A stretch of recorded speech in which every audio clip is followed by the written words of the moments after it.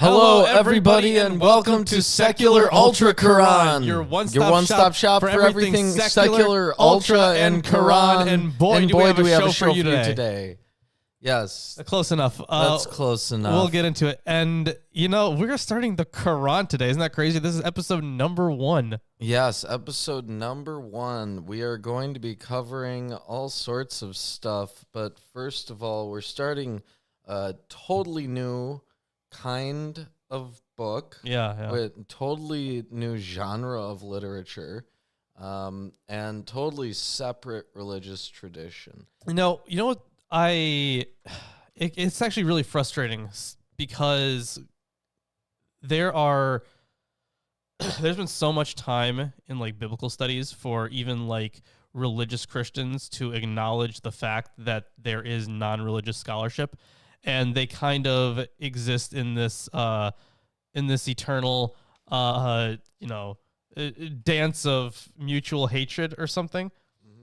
And at least they acknowledge that the other one exists, right? If you talk about the super religious Christians, and then secular atheist scholars, for example. Not even atheists, just secular scholarship. It doesn't even have to be atheist. An atheist doesn't necessarily have to be doing that. Mark S. Smith, he is a Catholic, but all of his work is secular. So it's from speaking to a lot of Muslims, I have come to find that they act like that other stuff doesn't exist. The critical scholarship of it doesn't exist. There's not a lot of it out there. There's no critical edition of the Quran. Right, yeah. Until now. Well, no, still no. During this ultra podcast. Right. This is we don't have a critical edition of the Quran. We have the ultra edition. Mm-hmm. Yeah. The Ultra Edition, which is that we're going to be covering a whole bunch of different commentaries and different translations. Right. So we have both commentaries that are from a religious background, and while we don't have an entirely secular commentary, we do have books about the Quran that were written from a secular perspective. And our commentary about this stuff, that's going to probably be entirely secular. Yeah. Well, yeah, absolutely. Yeah, or hyperbolic. And frankly, from the scholarship that's out there about the Quran, a lot of it's polemical, but a lot of it, which is really sad. Yeah, but it a lot of it, frankly, has also been produced by Christians and Christian missionaries. Right. Yeah. So there is a very long-standing, I would say, maybe not shady, controversial history of Quran studies, because I feel like there is a way to do it right.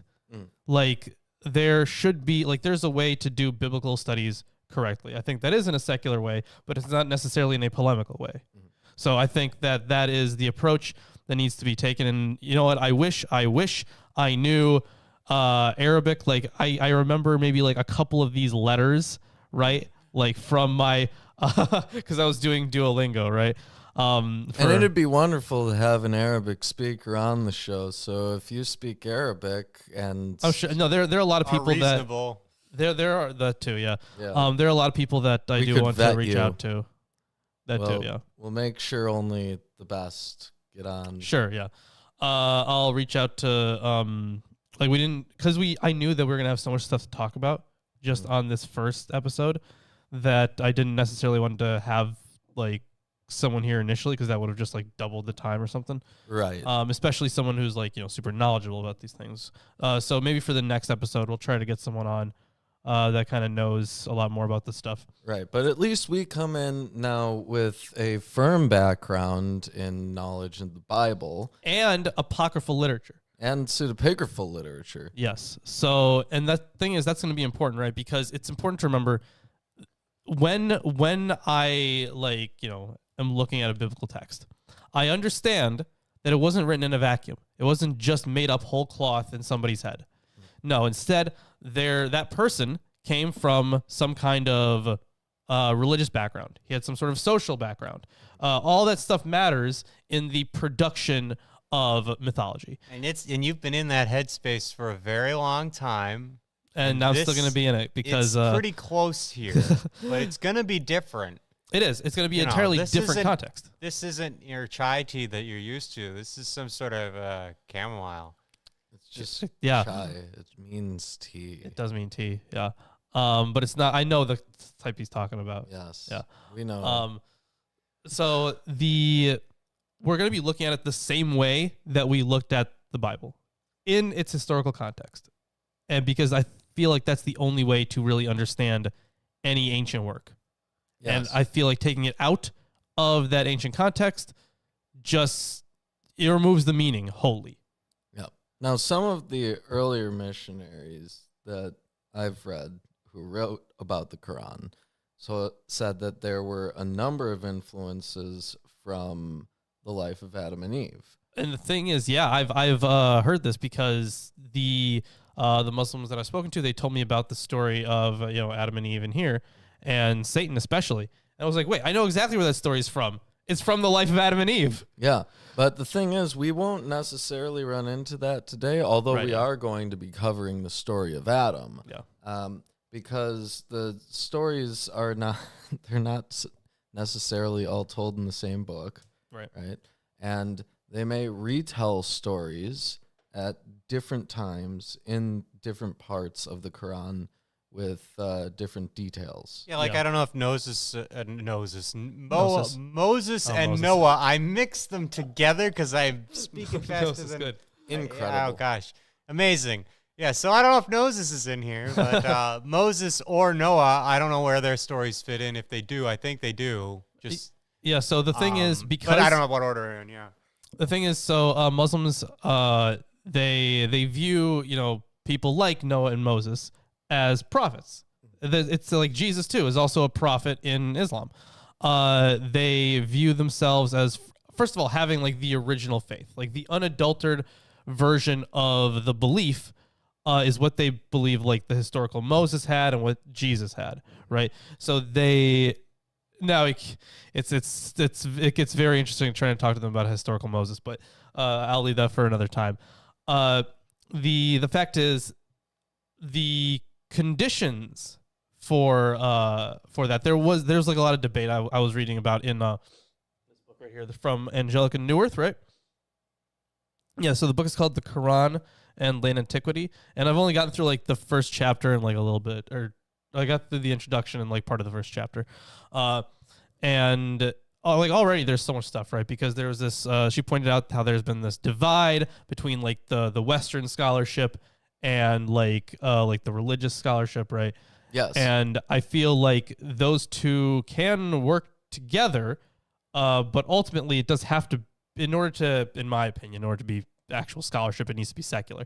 Like, I don't mind including like a theological, definitely have the theological realm, right? Like, definitely include that in your reconstruction of history or reconstruction of the development of the text, like the considerations of theology. Yeah. But if you go in with the assumption that all of this is literally true, you're already blinding yourself to this stuff. Yeah. So like, when we read biblical texts, there are parts of it that are true and then parts of it that aren't, or parts of it that are entirely exaggerated, right?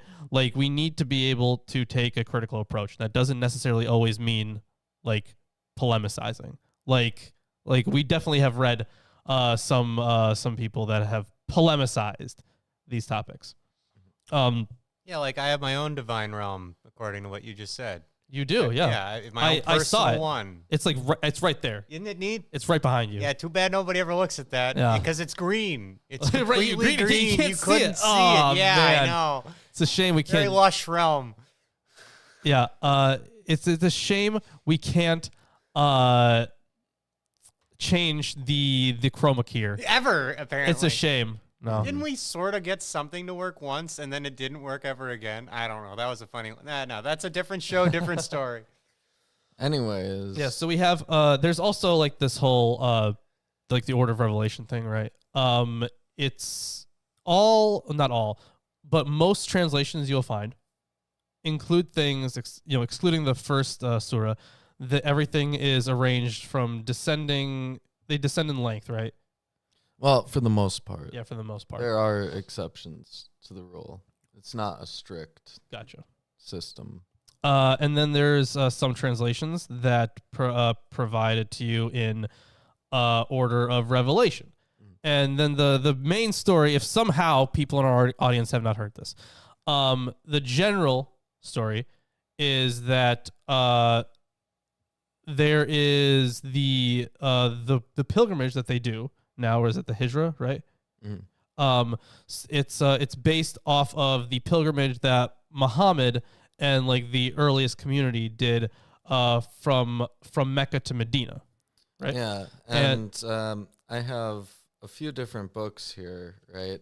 This one is the Penguin Classics version of the Quran. It's an interesting version because it doesn't list things in like the order of Surah 1, Surah 2. Oh. It presents things in the supposed chronological order. Right, the order of revelation. Right, Yeah. but Which by the way, this is something else I was reading about.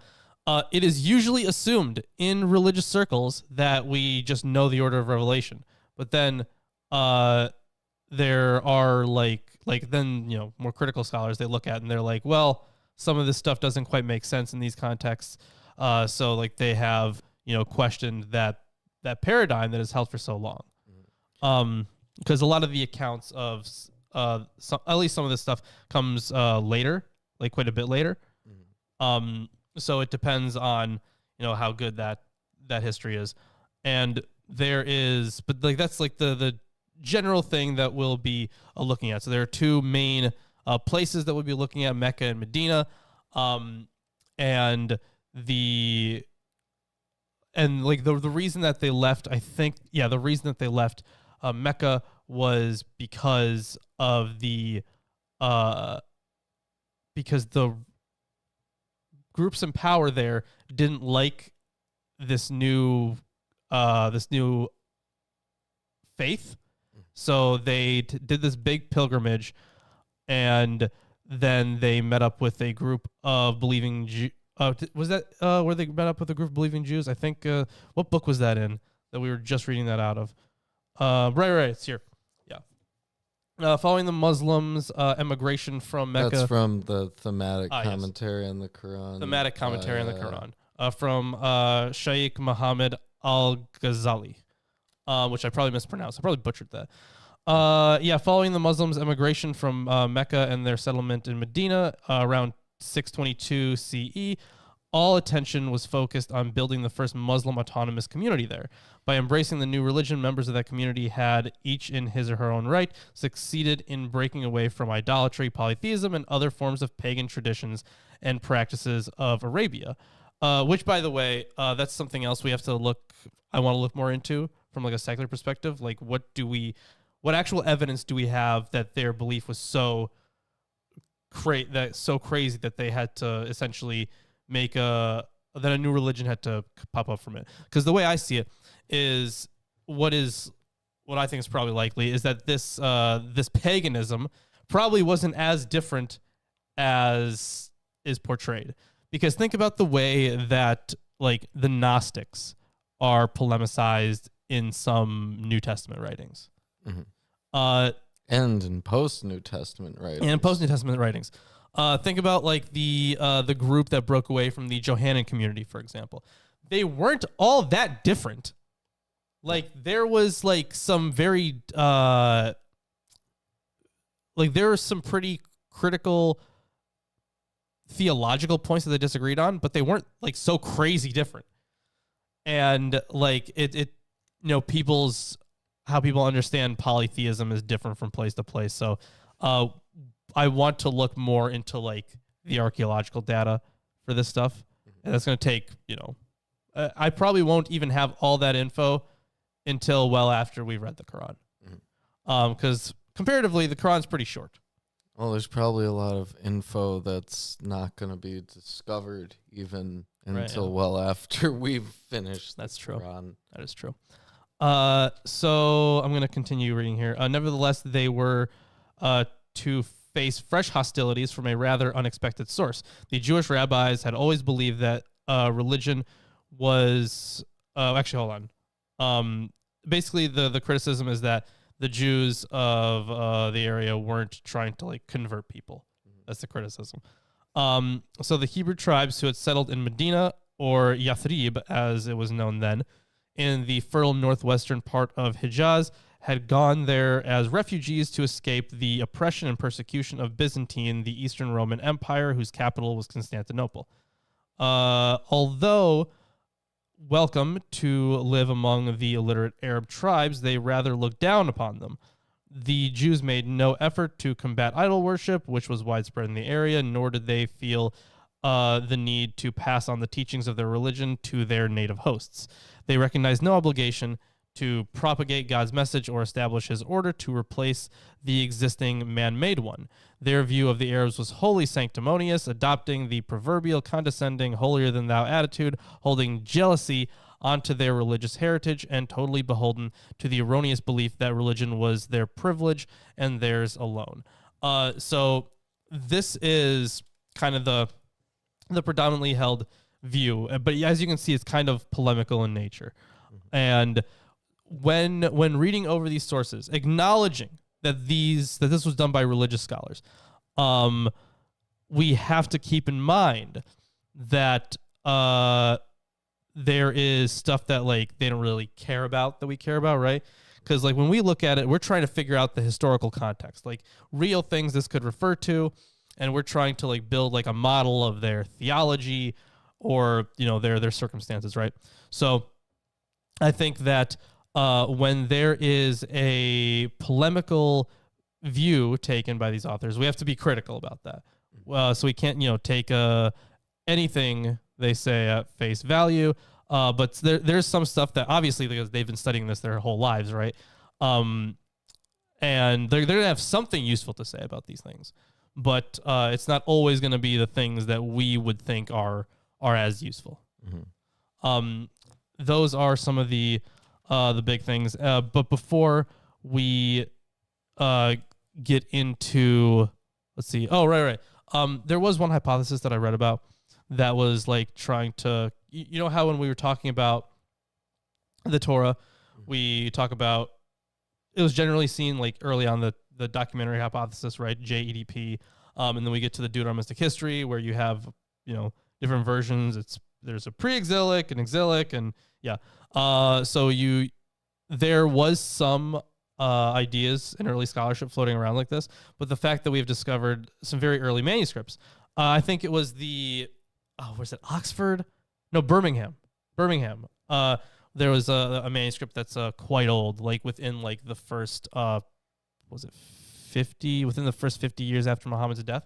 But at least that's what the parchment dates to. The writing itself, I'm not sure what that dates to based on paleography, which is another dating method. But the parchment itself was made in the early 7th century, and Muhammad was writing then. And I also want to be very clear when I say writing. Even if it was done through dictation, that's still writing. Yeah, that's still writing. Like Paul's letters, there are some of them that say that he had recited it to someone, right? And they wrote it down. Like he was dictating it. We still say that's Paul's letter. We still say Paul wrote that letter. Now there's a myth about some heavenly tablets that shows up that not all Muslims believe in. Interesting. I've brought this up to some who have not even known what I'm talking about. Interesting. What are you Okay. even talking about? Is strange. But there's like this heavenly tablets tradition that says that there's this pre-existent Quran. Sure, yeah. So my guess is that has something to do with the fact that I mentioned how we were talking about this before the show, how they would believe that Moses and Jesus and Abraham, all those people are prophets in Islam, right? Which means they all held like the real version of the faith. Yeah. To be clear, they would say that they're all Muslim. Different names. Well, yeah, they do. Yeah, but we are speaking English. Yeah, talking about the same we person. didn't say like Yaakov Right, when we were reading the Bible. Yeah. We didn't say like Yehuda. Yeah, true. Like that didn't happen. So we're gonna call them whatever the book calls them when we run into them. Yeah. So What was I saying? Right. So they would call like Jesus and Moses and Abraham Muslim because they believe that as prophets, they have the original version of the faith. Whatever the faith is, whatever the right way to worship is, whatever the right beliefs about God are, they have them. So they would call these people Muslim. Yeah. So that's the big stuff. I think I also want to mention the 5 pillars of Islam because these are like the core things that are going to pop up, not just in the text itself, but these are some core ideas that will pop up in any like hadith that we reference too. These are like the 5 main things. So there's prayer. Let's see how much I can remember. There's prayer. There's almsgiving. There is what was there? There's obviously the actual pilgrimage. That's the Hajj, yeah. It says so this it's actually like really funny how this or interesting how this one lays it out. So yeah, obviously there's prayer. Then there is it's interesting. The surah's so it just references these things. So like it says people worship your Lord who had created you and those before you. Then there's observe salah, especially the middle one, and submit to God. Then there is there's I'm gonna butcher these, by the way. So there's tawhid. I'm butchering that. I'm definitely butchering it. Salah, zakah, saum, and hajj. And hajj is the pilgrimage. Saum, let's see, believers, saum has been prescribed for you as it had been. Okay, so they're just referencing places where it says you should do these things, and that's what makes them the 5 pillars. But yeah, let's see, almsgiving, prayer, pilgrimage. What else was there? There are 2 more. What am I missing? Didn't you just read them? No, those are they're telling you where they are prescribed. God, what were the other 2? I know we had them before, didn't we? Man, I don't know that much about Islam. I just read books. Well, I just don't. Yeah, I don't remember the 5 pillars. We said pilgrimage. Right. Yeah. The declaration of faith and fasting. Yeah, and Ramadan. Which is interesting. There's fasting in Judaism too. Right, yeah, but it's during Ramadan. Yeah, Ramadan's a much longer period. Yeah. So those are ideas that are going to be popping up throughout the text and throughout hadith. And when it comes to how historically reliable are the hadiths anyways, my guess is probably at least some of it. But I am also aware because we've read through like Talmudic sources, right? Like we have referenced them before, and we know that they're not always reliable. In fact, they're usually kind of not. Witness, Urban Rashik. The question of like authenticity is one thing, but even supposing that a passage in a hadith is an authentic recounting of someone's historical reference to something in Muhammad's life, right? There's no guarantee that they have accurate testimony, like their memory is right. Yeah, and these things were written quite a while later too. Yeah, and the thing is, like, no one keeps that like a secret. Like they'll tell you as much. If I ask the Muslim, like, hey, when were these written? Like, were these written like anywhere near his lifetime? They're gonna be like, no, it was written like a while afterwards. Dude, that was a secret. And they're perfectly open about it. Oh boy, all right. Was there anything specifically you wanted to mention before we hop into the first surah? We should probably go over details of the books that we're reading from. Oh, that's right. I mentioned before that I have the Penguin Classics Quran, which is presented in this supposed chronological order.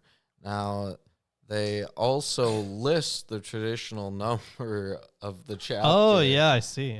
Separately within an interesting grid-like table of contents there.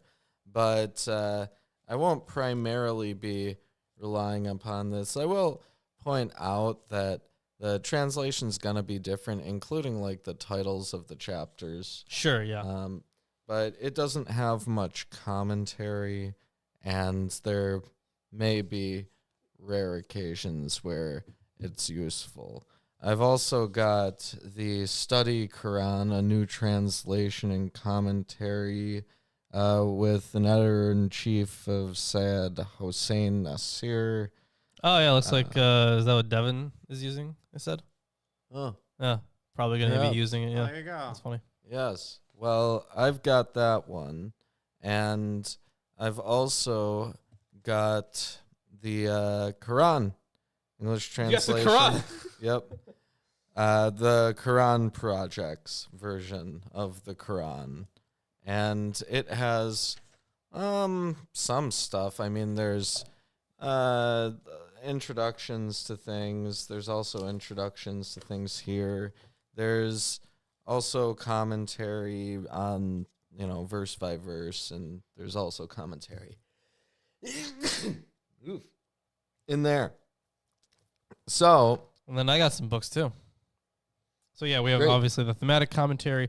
We have this giant book, the Holy Quran Arabic Text Translation and Commentary, translated by Abdullah Yusuf Ali.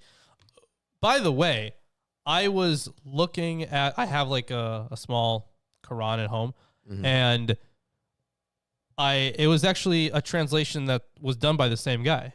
Really? It's just not, it's without the commentary. Oh, wow. Yeah.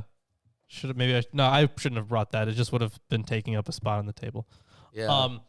So, and then let's see. This one is the Holy Quran with English translation and commentary from Maulana Muhammad Ali. And then we have the Quran and the Bible from Gabriel Said Reynolds. And this one, I don't know if we're going to get much use out of this one because we read the Bible. We've read a whole bunch of associated biblical literature. So I feel like we'd be able to pick out stuff that's probably not even in here. But there's probably stuff that we've forgotten over time. That too. That is and true. It'll be useful at least to have it open. So, Yeah, that's accurate. without further ado, let me tell you a little bit about this this chapter. Oh yeah, they read this all the time. This is part of every single prayer. It is read before the prayer, I believe, right? Yes. Now, the Quran Project says that about the period of revelation, it's one of the very earliest ones. As a matter of fact, we learn from a hadith that it was the first complete surah to be revealed to Prophet Muhammad. Before this, only a few verses were revealed, which form parts of Surah 96, Al-Alaq, the clinging substance. Surah 68, Al-Kalam, the pen. Surah 73, Al-Muzammil, the enwrapped one. And Surah 74, Al-Mudathir, the cloaked one. So this is among the earliest according to Hadith traditions. Okay, sure. The surah is a prayer which is taught to those who want to make a study of its book. It's been placed at the beginning of the book to teach the lesson to the reader. If you want to benefit from the Quran, you should do this prayer. And it's meant to get people into it, basically, according to that introduction. Now, Yeah, they take this one very, very seriously. This one, on the other hand, the Study Quran from Nasir. They called Fatiha opening chapter. Mm-hmm. Fun one. Which, Yeah. by the way, there is a comment here. It's called the exhortation in the Penguin version. Oh, okay. Well, I mean, it much is better. I mean, come on. It also is an exhortation, but It still, is literally an exhortation. I did want to note something on this this opening chapter thing, right? So opinion is divided whether Bismillah, so the very first verse. Sorry, we're gonna talk about it a little bit more. But the very first one is in the name of God, most gracious, most merciful. So that has been, I think, initialized. That's my guess, or made it into an acronym. Mhm. and it's just like short form, right? For this, it's like saying Tanakh, right? Because you have Torah, Ketuvim, and Nevi'im. So you have Tanakh. Well, switch the last two, but you get it. So yeah, opinions divided whether the Bismillah should be numbered as a separate verse or not. It is unanimously agreed that it is part of the Quran, therefore it is better to give it an independent number in the first surah. But yeah, so usually that, like, sometimes that first part isn't like included in the numbering, but then some other times it is, but it doesn't matter if it is or isn't, it's still part of it. So yeah. So let me tell you a bit more about this. This is considered by the majority to be among the first surahs to be revealed in Mecca. According to Mujahid, one of the leading scholars among the second generation of Muslims, this surah was revealed at Medina. Most scholars claim this is impossible, however, as the Muslims would have not been able to perform their required prayers without it. The primary... Well, that's kind of anachronistic, but okay. Maybe. It's a little presumptuous, I think. It assumes that everyone's doing the prayers consistent. Like, the liturgy is perfectly consistent throughout all of history. Right, yeah. But Yeah. the thing is, so early on, it's hard to say. Right. It's hard to say. The primary meaning of Al-Fatiha is the opening, which indicates the surah's function as the opening of the book. And as the first surah to be recited in each cycle of all the canonical prayers, as well as the manner in which it serves as an opening for many functions in everyday Islamic life. It can also be taken as a reference to the surah's ability to open one's breast to faith in God. So we'll see about that. Yeah, we'll see. The Fatiha is often believed to be a synthesis of the Quran's message and to be its most important surah. Hence, it has been given the title al-Kitab, Mother of the Book, a term also applied to other aspects of the Quran and to the celestial archetype of the Quran, and in fact all sacred scripture. It is known as the Mother of the Quran, a reference to its containing of the meaning of the entire Quran. Other titles are the seven oft repeated, the Cure. I mean, I The don't know Cure. if I can help you there. Like the band. Well, yeah, when was the last time you listened to The Cure? I haven't listened to The Cure in years. Yeah, I know. It's been a long time. No. Because it's said to have healing powers for both body and soul. Of course, yeah. And the foundation, because it serves as a foundation for the whole Quran. Also known as Surat al-Hamd, the chapter of praise, and Surat al-Salah, Yeah. the chapter of the prayer. The Fatiha is recited at the beginning of each cycle of prayer by all Sunnis and many Shiites. So I do want to quickly point out a lot. Also, hello, April. A lot of these commentaries will have a lot of fluff in them. Yes. When reading through religious commentaries, there's so many verses that boil down to like, praise God, God is so powerful. And really that's about it. It boils down to like one of those two things. Sometimes there's like another thing. He's so amazing, stuff like that. And it's very fluffy. And I always just ignore that stuff. I skip over it because like I get it. I understand that you think God is great. Can you give me something substantial, please?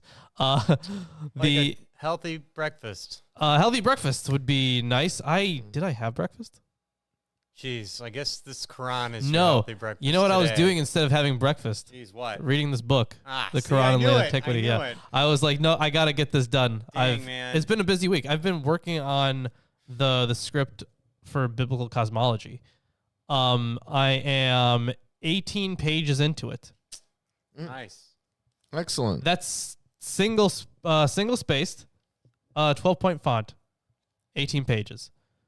That's very, very long. Mhm. That is a wildly long video. Yes. So and I'm about halfway done with it.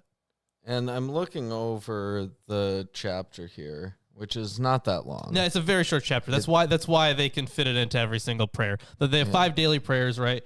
And I did ask a Muslim about this, and he was like, "Listen, here's how we do it, right? They have like the some special hand washing ritual for it. That you don't have to follow it to a T, like especially if you don't have like the things with you, if you don't have the circumstances right. But like they have like time frames for each prayer. So like you do the first prayer within a certain time frame, second one within a certain time frame, and so on.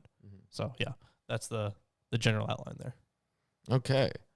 Now, let's hop into it. Already in the first verse, there's disagreement between translations. Yeah, there is. Also, yes, Matthew. Hello, good to see you. We are looking at the Quran now. Yes. Quran's pretty short, so once we are like, it won't take too long to get through it. Once we're done with the Quran, we're gonna do the Book of Mormon. Right. That's also something I have to like. How much critical scholarship do you think has been done on the Book of Mormon? None. Because this is not the Book of Mormon. I pulled that book out like it was the Book of Mormon. It's actually the 12-step program. Wow, incredible.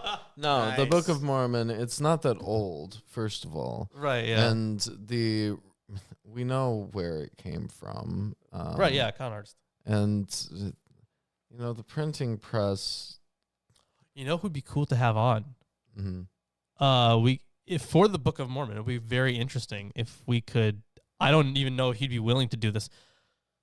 If we could have Dan McClellan on, because Dan McClellan is a biblical scholar, and he is he's a critical biblical scholar. He's also a Mormon.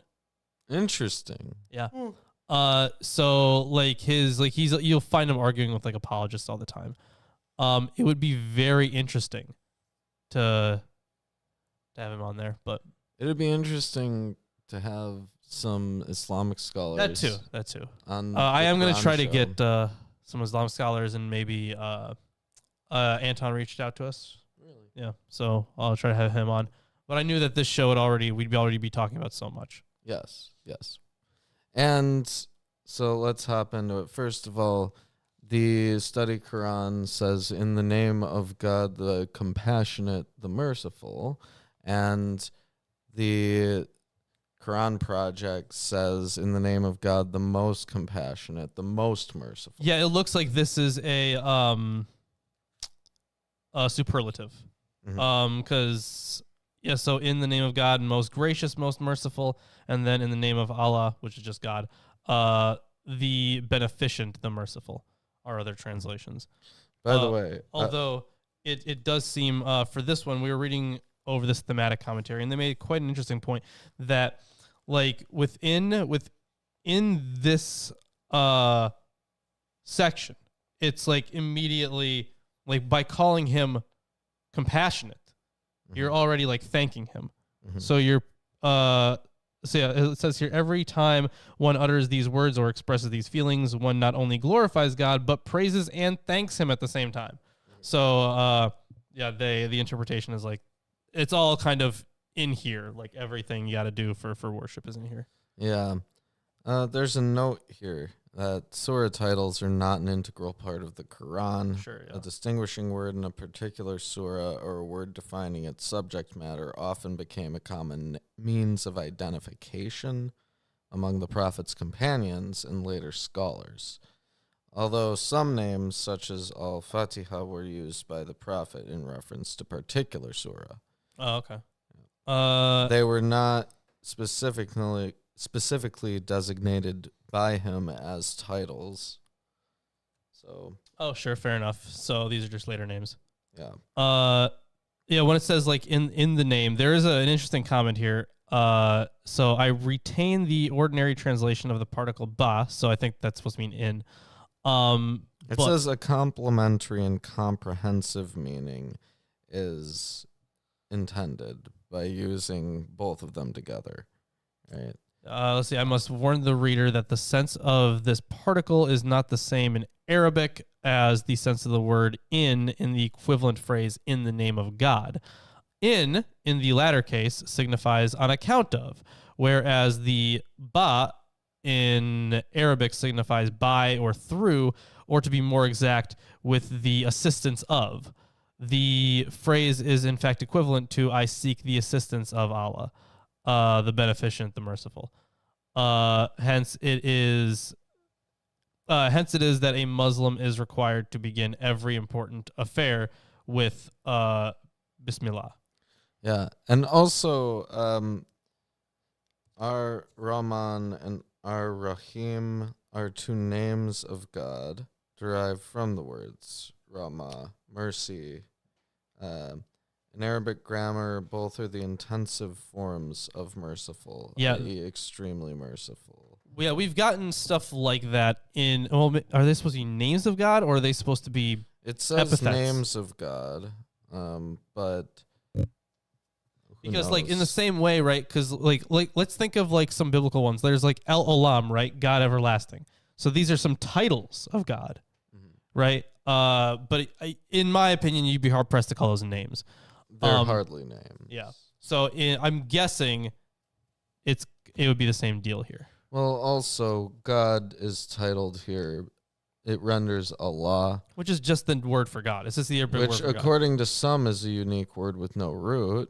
And according to others, derives from the word Allah or the divine. The Quranic usage of Allah indicates that it was already known to the pre-Islamic Arabs, as in 4387, which says of the pagan Arabs, wert thou to ask them who created you, they would surely say God, Allah. Nonetheless, the sovereignty of Allah was not accepted by the vast majority of those who worshipped idols in the area, I'm sure. Yeah. So the point being that the name can potentially be a reference to an earlier word, Allah, which means the divine. Sure, okay. See, I always felt like it had a root in, like, L.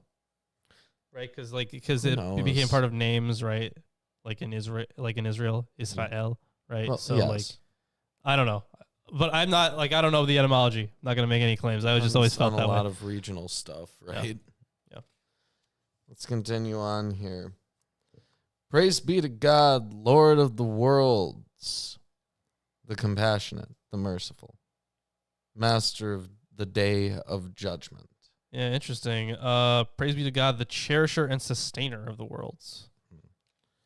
What worlds in plural? In particular, in particular. Let's see here. So this is so this is just verse 2, right? And it does say worlds there in every translation that I can see, at least from my and Lord here, Rabb, R-A-B-B here, Rabb, translated as Lord, includes all the following meanings: owner, master, ruler, controller, sustainer, provider, guardian, and caretaker. This is this is in this is very weirdly set up, actually. So I'm still trying to find the comment on this. It does say that it has commentary, but I'm still trying to find where that is, because we're looking at so praise be to right, because sometimes it's not listed as a verse, like it's not numbered as a verse, that first part, in the name of Allah, that one. It's sometimes not listed as an actual verse, but it's always included. So then I got it. Never mind. I know exactly where to find this then. So for this worlds thing, the word translated as worlds is alamin, which is plural of alam, from the root ilim, to know, indicating literally that by means of that by means of which one knows a thing, and hence it signifies world or creation, because by it the creator is known. In a restricted sense, it is applied to any class or division of created beings of mankind. Hence, alamin has been translated as nations in 247 and elsewhere. The all-comprehensiveness of the lordship of Allah in the very first words of the Quran is quite in consonance with the cosmopolitan nature of the religion of Islam, which requires an admission of the truth of the prophets of all nations. You know what's really interesting to me is that when I first saw that, when it says that, let's see, what's the word? Alam there, when it says, no, never mind. I guess it's not that interesting. But it is interesting. That let me tell you something else. I like how it's funny because you said, I guess it's not that interesting. And I said, but it is interesting. And I was about to talk about something else. Oh, geez. That's quite funny. What's interesting is how this commentary puts it.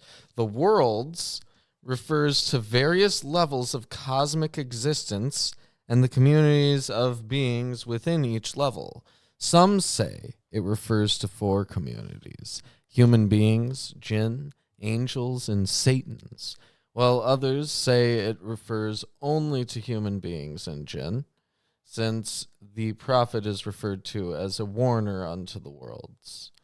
And only jinn and human beings are in need of a warner. It also may refer to the different generations of human beings, to the species in creation, or to God's being the sovereign over every level of creation from the earth to the 7 heavens, as in those verses that refer to God as the Lord of the heavens and the earth. Thus, some say that the most universal sense, the worlds, refers to all existent things other than God. In this vein, the commentator Fakir al-Din al-Razi notes that there is infinite space between this world and that God can actualize all possibilities, even worlds and universes of which we have no knowledge. The verse can thus refer to God being the Lord of all that can be seen or imagined, and of all that cannot be seen or imagined by human beings. In this sense, the verse conveys that God is Lord of all space, not only physical space, and therefore of all that exists, no matter what the nature that existence may be. Yeah, that's the understanding that this commentary has. It says that the worlds would be both the spiritual and physical worlds, and like all that entails. It's interesting that when it's said that the same word is also translated as nations elsewhere, I was thinking, like, what if it meant like lands or something like that? You know, like these lands could be. I could see how that could be interpreted as like their own little worlds, right? I don't know. Maybe. Again, I don't know any Arabic really. I know like one phrase in Arabic. Okay. Uh-oh. Master of the Day of Judgment, Thee we worship, and from Thee we seek help. Guide us upon the straight path, the path of those whom Thou hast blessed, not of those who incur wrath, nor of those who are astray. Yeah, so these are... So that was actually the first... I think that was it, right? That was the entirety of the first surah? I think it's just the 7 verses, right? Yeah, I think so. Yeah. So... Very short one, obviously. Oh, This is a short one. What are we on to 2 now? Well, almost. We have to do the commentary. So there's a lot here, right? Because Master of the Day of Judgment. We've talked about the Day of Judgment before. Yeah, we've covered it, but it's different in everything, right? So, like, the Jewish Day of Judgment is not the Christian Day of Judgment. Right, it's yeah. Totally different.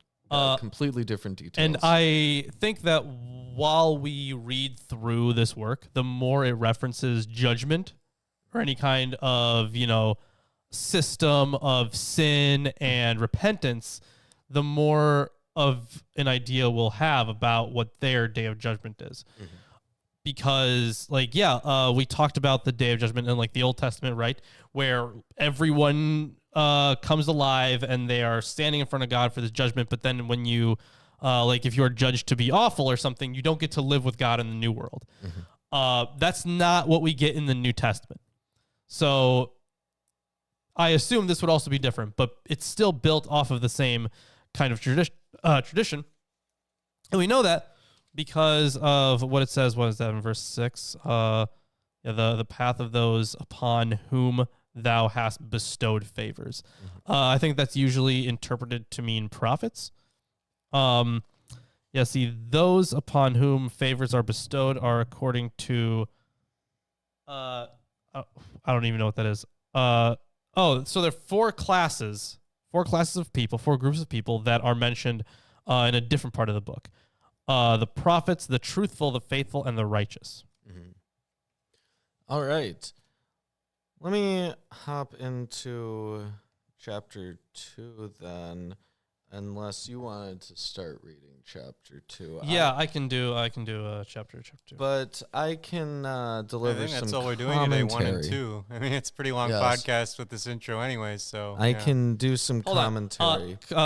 Chris, so we're only doing part of 2. Yeah, we're not even doing the whole thing. 2's longer, though. 2 is, let's see. Very long. 2 and, how many, because there are 114 surahs, right? Jeez. I think so. So that's the 114 chapters, basically. That's not a lot compared to the Bible, right? And this right here, this section is Surah 2. So it's quite long. It is. It is quite long.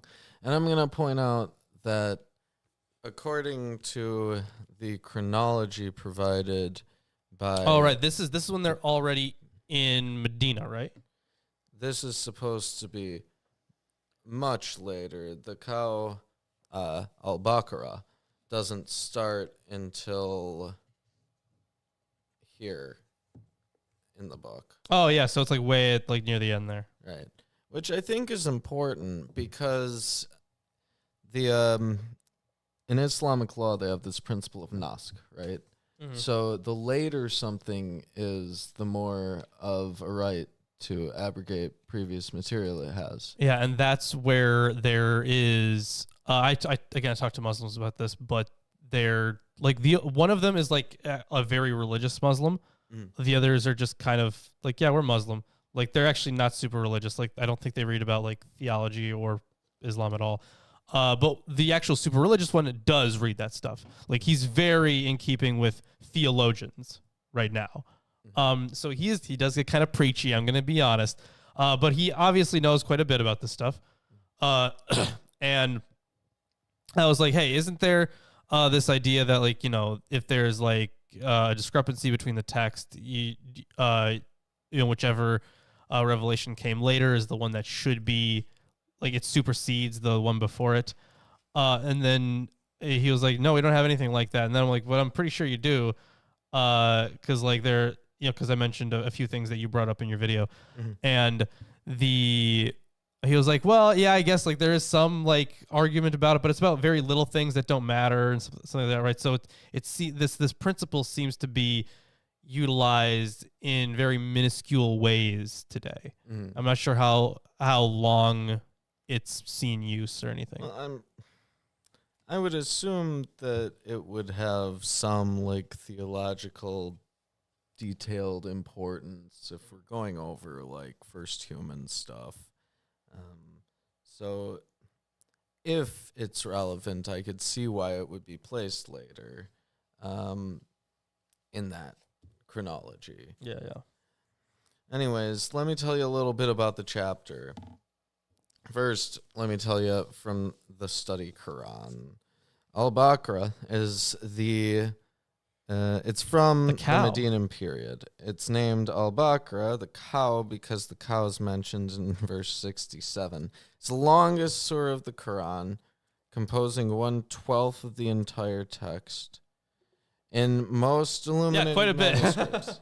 Yes, it's super long. In most illuminated manuscripts and printed editions of the Quran, The first 7 verses of Al-Baqarah appear on an illuminated page opposite another illuminated page containing 7 verses of the Fatiha, or opening, the first chapter of the Quran. These 2 pages together form, for the most readers, the first visual experience of the Quran as a physical book. Few subjects discussed in the Quran do not find some mention in Al-Baqarah. Topics include matters of theology, law, sacred history, metaphysics, cosmology, and the spiritual life. Yeah, but the thing is, it probably contains more stuff than that too, because while most people do just read like the text, like what we want to try to do is read we try to read between the lines here. That's what we try to do. There's a lot of spaces there. There are a lot of spaces. Yeah, you could fit a whole dissertation in those spaces. Like the fact is, every single line carries with it assumptions, and the assumptions tell you about the world that they lived in, which is why I find studying like religious texts so interesting. Yes. So it's going to cover a lot of time. I mean, there's details about Moses and Pharaoh. There's details about Adam. Right, yeah. It's a very long period of time. I'm going to skip forward a little bit, but Al-Baqarah is one of the most important surahs as far as the question of the status of other religions is concerned. Addressing this matter from a theological and legal perspective, and also a question of sacred history, Abraham is discussed as a prophet who predates Judaism and Christianity, who established the Kaaba as a temple of worship, and who was a Hanif, or primordial monotheist. Important rituals and acts of worship are legislated in this surah, including the pilgrimage, the required fast during the month of Ramadan, other matters such as the direction one should face while reciting the canonical prayers. Other legal matters discussed are economic contracts, usury, marriage, divorce, the status of orphans, the cause and conduct of war, inheritance, alcohol consumption, gambling, punishment for capital crimes. Some of the Quran's most famous and most recited verses are found in this surah, including verse 255, called the pedestal verse. I realized we still had this laying there. Like, we didn't really have that all there. And the final 2 verses, which are important in Muslim devotional light. Concerning the surah, the Prophet is reported to have said, everything has a zenith, and the zenith of the Quran is Surah Al-Baqarah, and it has a verse which is the Lord of the verses of the Quran, the pedestal verse, verse 255. Truly, Satan leaves the house when he hears Surah Al-Baqarah recited in it, and learn Al-Baqarah, holding to it is a blessing, leaving it is an affliction, and falsehood has no power over it. Interesting. Okay. Well, I already have thoughts on that, but we'll wait till we get to that There's verse. a lot of it. But there's a summary of the historical background in here. We've talked about like the movement from Mecca and Medina. The Quraysh were the polytheists who were in the area at the time. But after the migration to Medina... These are things I want to look more into to see like other source material. Yeah, but I am going to go through this. The struggle between Islam and disbelief had entered into a new phase.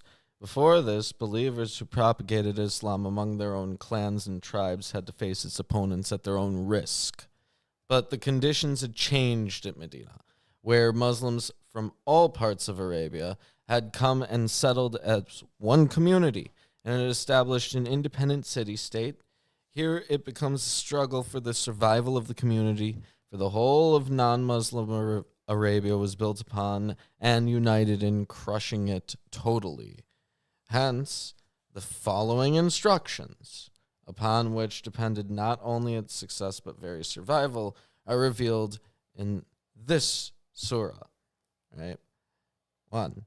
The community should work with the utmost zeal to propagate its ideology and win over to its side the greatest possible number of people. 2. It should so expose its opponents as to leave no room for doubt in the mind of any sensible person that they were adhering to an absolutely wrong position. Oh, 3. That's fun. Okay.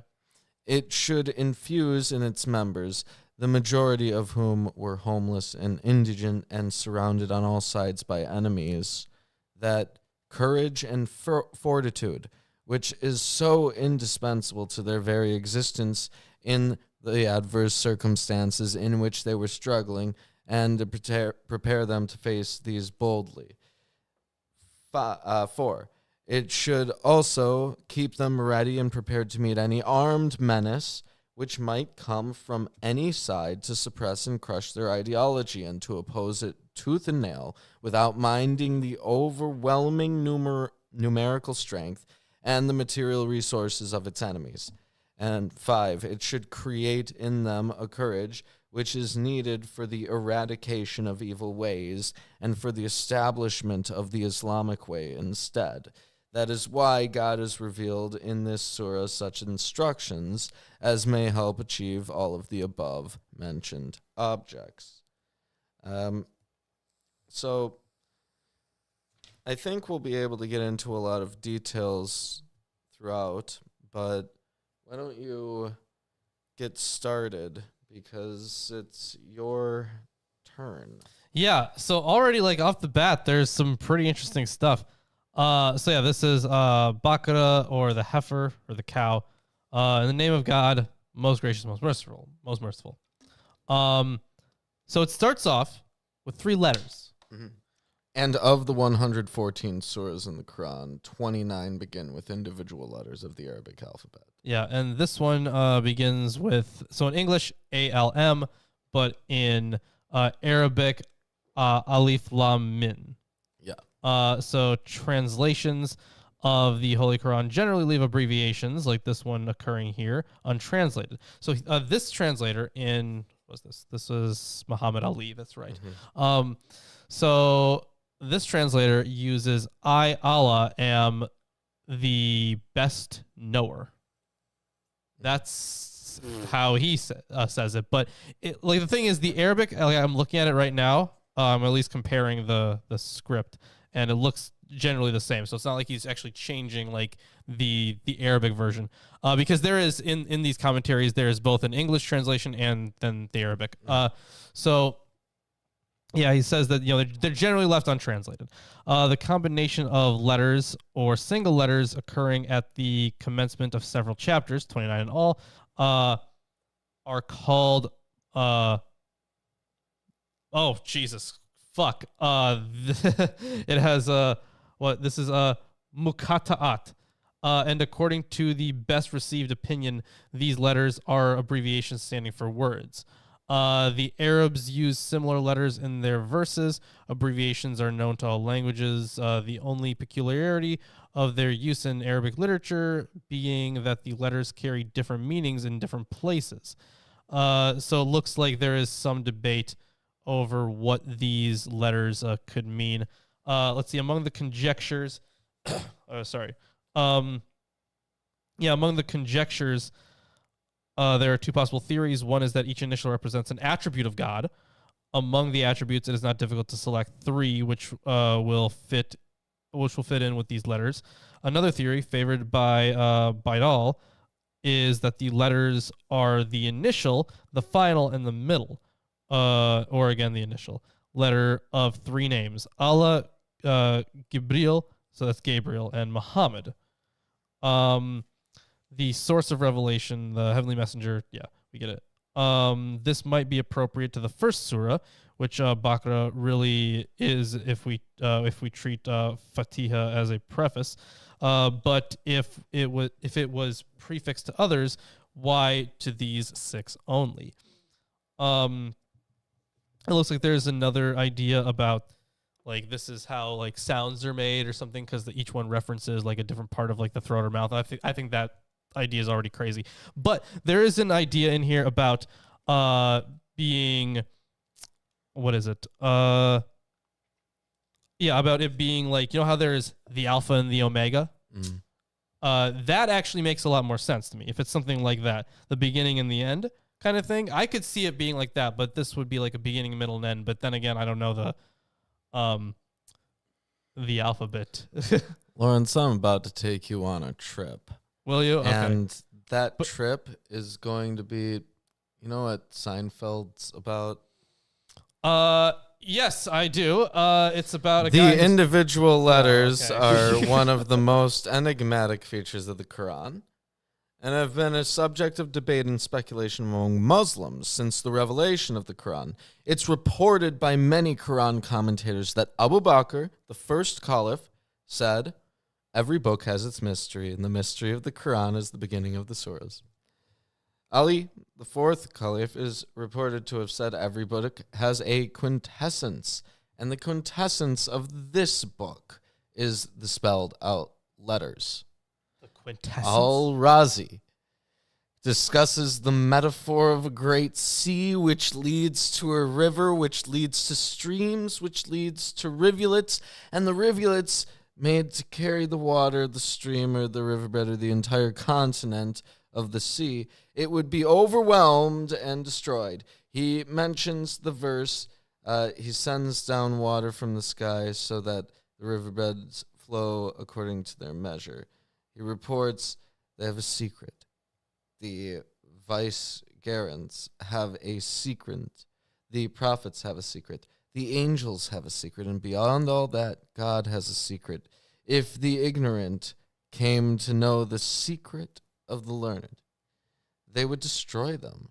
If the learned came to know the secret of the vicegerents, they would break away from them. If the vicegerents were to know the secrets of the prophets, So the thing that's on purpose meant to be super vague, so to keep a secret. yeah, But that's all. But why would you include it at all then?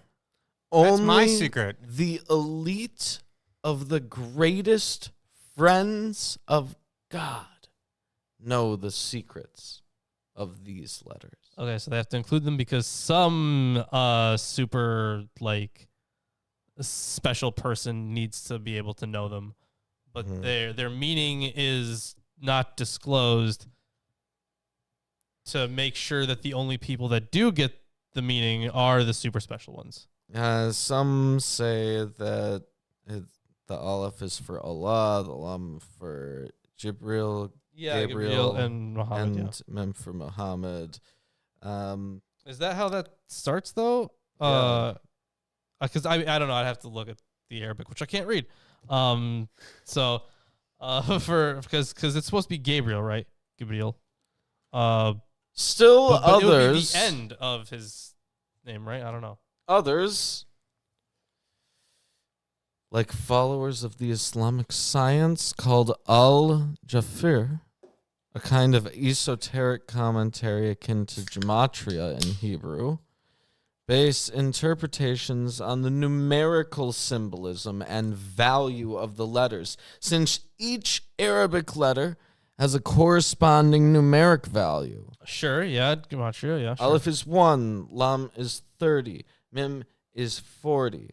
Some see the letters as signals that the book is made up of these letters and that they can be seen as an oath, as is common in the Quran, such as in Surah 91, whose first 7 verses start with God swearing an oath by creating things. In the case of the letters, God would be swearing by the letters that make up the Quran, just as he swears by some objects of the world of creation. Just so you know, all of the different ways that we can interpret this. Yeah, it's a lot. A lot of potential ways. Yeah. Continue on. All right, we'll do. Let's see. This is the book. In it is guidance, sure, without doubt, to those who fear God. Those who have taqwa.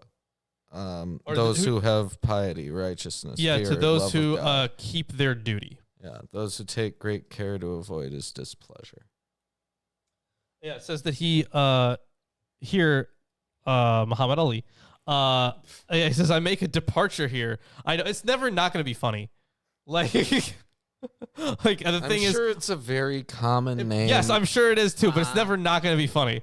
Yeah. Very got a point. unfortunate. I make a departure here from the rendering of the word mutaki, which English translators generally render into God-fearing or pious. The root is waka and conveys the sense of saving, guarding, or preserving. Let's see. According to, I don't know what because there is some nomenclature in here that I don't know. There's LL and then there's R. I'm not sure what those refer to. I don't know if they're different manuscripts or different people. I'm not quite sure. I'll have to check the introduction to this. But according to R, whatever that it signifies, Wakaya signifies the guarding of a thing from that which harms or injures it. The verb of which mutaki is the nominative form is itaka, which means he preserved or guarded himself exceedingly. Quote, in the conventional language of the law, according to LL, he preserved or guarded himself exceedingly from sin or what would harm him in the world to come. Hence, the word mutaki may properly be translated only as one who guards himself against evil. Well, I mean, yeah, I understand like why this is understood as like, following God, right, or God fearing. But I guess keeping your duty also makes sense if your duty is to follow God. Very, very Kant. Yeah. Yeah. I'm gonna continue on though. Continue.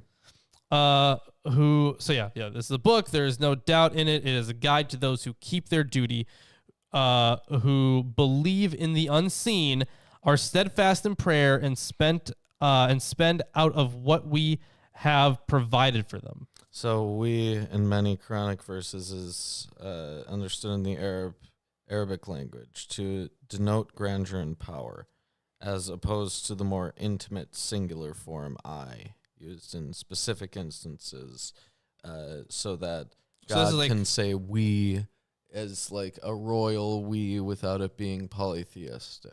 Sure. But yeah, the unseen, paradise, hell, day of judgment, realities that are invisible in principle because they're beyond the ordinary senses of perception, right? Such as God. Yeah, exactly. Such as God. This is exactly the same thing, or not exactly the same thing. It's quite different. But it's the same idea as in Corinthians. Is that the one where Paul is like, faith is the belief in like, or something in like, belief in things unseen. And then he blesses those who, belief without evidence. Oh. That is a way that it is commonly that it shows up. I don't think that's necessary from the actual text, but that is how it pops up. Yeah, there's like oxygen, right? That you can detect things without literally seeing them. But if you're talking about a figurative way of saying belief without evidence, yeah. The fourth phase of neutrinos. Yeah. Oh, it's in Hebrews 11. Okay. Yeah, that makes sense. Those neutral phases of neutrinos. Those are my favorite neutrinos. This is who the ones book's you can't for. prove exist. I eat those for breakfast. Oh yeah, you must. There's a lot of them. They're neutrinos. everywhere. This is who the book's for. It's not for us. Right. Yeah. Well, it's a great show, guys. Oh my god. But either way, this is the guide for people who believe. Though. Let's see. We have provided for them. And who believe in the revelation sent to thee and sent before thy time, and in their hearts have the assurance of the hereafter. Yeah, this revelation before their time and in their hearts. Yeah, that which was revealed. So that's what verse is that? So it's in 4. So verse the thing 4. is, remember, this isn't new to. This doesn't see itself as a new thing, right? Well, even what has been revealed to you, O Muhammad, and what was revealed before you, and that would be like all the other prophets, and all this has been revealed before him, and the stuff that was revealed to him before this thing got to him, before this revelation got to him, and of the hereafter, they are certain in faith. Right? Yeah. So it says to believe in the predictions, right? The prophecy. Yes. In the American sense of prophecy. And it looks like, yeah, the hereafter would be the life after death. Yeah. That would be, the stuff that the Day of Judgment is referencing. Continuing on. They are on true guidance from their Lord, and it is these who will prosper. As to those who reject faith, it is the same to them whether thou warn them or do not warn them, they will not believe. Fair enough. I don't believe you. God hath set a seal on their hearts and on their hearing. That's interesting. So they do not believe grammatically can also be read, they will not believe. Okay. Right? So the reference to prophecy to prophets as warners is an important motif. Well, sure, yeah.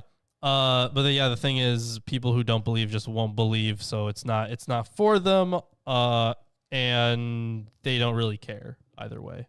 And then it said that God hath set a seal on their hearts and on their hearing and on their eyes is a veil.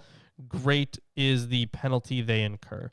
So that carries with it a lot of biblical imagery too. Right, the seal on the heart.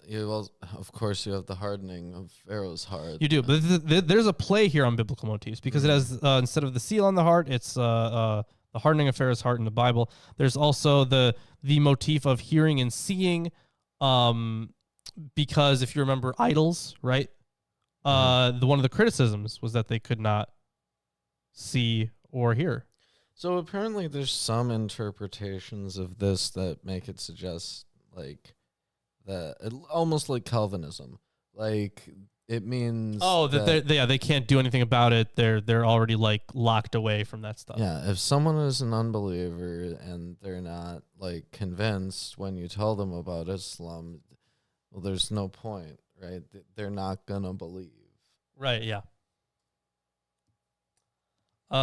Continuing on though. It looks like this is a different section. It's still in the same surah, but it is a different section. Of the people, there are some who say, we believe in God and the last day, but they do not really believe. You know who that is? Right, that's fools. That's the wicked. That's the fools, yeah. Yeah, the fools. The fools, the wicked, same But the group. people that they talk about within, when in the Bible, when they Psalms. say that the fool says in his heart there is no God, right? That's talking about people who profess to have faith, who don't have faith. That's exactly these people. Right, that is exactly these people. Yeah. So I guess they really don't like them in Islam either. Yeah, why would you? I don't think we like them. We never even met them. We don't like them. Yeah, it would be It'd be much cooler if they just admitted that they don't believe. Right. So imagine a lot of people can't because they're in dangerous situations. That is true. Where if they said that they don't believe in fairy tales. Imagine. Okay, so would you be more or less mad at someone like a Kent Hovind or a Joel Osteen if tomorrow they came out and said, you know what, I've been fooling you guys this whole time? That's even worse because if it depends. He's like, I don't actually believe in God. I've been tricking all the Christians. Right. That's even worse because he's been stealing from them. He's not even legitimately doing all this stuff. He's just causing whatever damage he's causing for shits and giggles. Exactly. That's what they're saying. Yeah. That's what this surah is saying, and that's what Psalms are saying. I suppose so. But still, it's unfortunate that they're outright saying that you can't convince people who don't believe. Sure, yeah. Let's see. Fain would they deceive God and those who believe, but they only deceive themselves and realize it not. That's a very weird translation. So they seek. This is the translation in Muhammad Ali. Now, this is verse 9. They seek to deceive Allah and those who believe, and they deceive only themselves, and they perceive not. Yeah, it's exactly the same group of people. They think they're tricking you, but they're not. Right, they're not, yeah. In their hearts is a disease, and God has increased their disease. That's hardening their heart. And grievous is the penalty they incur, because they are false to themselves. When it is said to them, make no mischief on the earth, they say, why? We only want to make peace. I feel like they don't want to make peace. These pages are stuck together. Oh, that's not very peaceful. You know what that means. Yeah, something disgusting. So of a surety, they are the ones who make mischief, but they realize it not. Yeah, so these are the people that they're like, oh, why? We're only here to help, but then they're not actually helping anything. They're just destructive, like my family, you know. Cool. Yeah, they're always like, oh, well, we just want to help, but then every time they include themselves in anything, everything gets worse. You know.